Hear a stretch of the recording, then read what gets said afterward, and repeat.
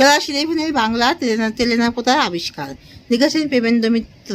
তেলেনাপোতা আবিষ্কার। তোমরা সবাই মন দিয়ে শোনো, লেখো, সবাই লাইক অ্যান্ড সাবস্ক্রাইবটা দিয়ে দাও। মা তো কিছুতেই শুনছেন না। কোন প্রসঙ্গে এমন উক্তি? বক্তার মা কিছুতেই কি শুনতে চাইছেন না। তাহলে শুরু করছি উত্তরটা। প্রেমেন্দ্র মিত্রের তেলেনাপোতা আবিষ্কার ছোট গল্প থেকে গৃহীত। বক্তা হলেন গল্পের অন্যতম প্রধান নারী চরিত্র যামিনী। যামিনীর জ্ঞাতি সম্পর্কিত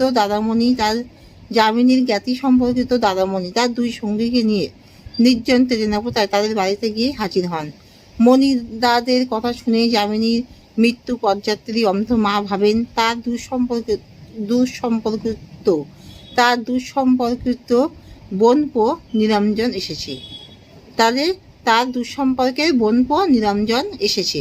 কারণ বৃদ্ধার আশা যামিনীকে বিয়ে করতে প্রতিশ্রুতিবদ্ধ নিরঞ্জন একদিন সে আসবে, একদিন না এসে সে পারবে না। তাই কথকদের আসার খবর পাওয়ার পর থেকেই ক্রমশ অস্থির হয়ে ওঠা মায়ের অবস্থার কথা বর্ণনা প্রসঙ্গে যামিনী এমন মন্তব্য করেছেন। মা তো কিছুতেই শুনছেন না। উক্তিটির মধ্যে যামিনীর আক্ষেপের ভিতর তার মায়ের নাছর মনোভাব ফুটে ওঠে।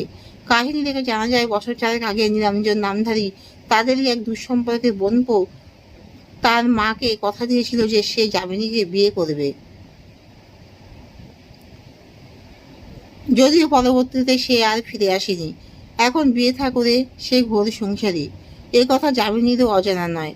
তাদের সেই প্রতারিত হওয়ার কথা যামিনী মেনে নিলেও বৃদ্ধা মানতে নারাজ। তাই কথকদের পদশব্দ শুনে তার কঙ্কালসা চেহারার মধ্যে চাঞ্চল্য দেখা দেয়। তিনি বলে ওঠেন, কে নিরঞ্জনেরই? আসলে যামিনীর মা এই সরল সত্যটি শুনতে চাইছেন না যে নিরঞ্জন আর ফিরে আসবে না। সেই সঙ্গে এটিও ঠিক যে তাকে এই নির্মম বাস্তবটি জানিয়ে কেউই পাপের ভাগিদার হতে চায় না। তাহলে এখানেই শেষ করছি।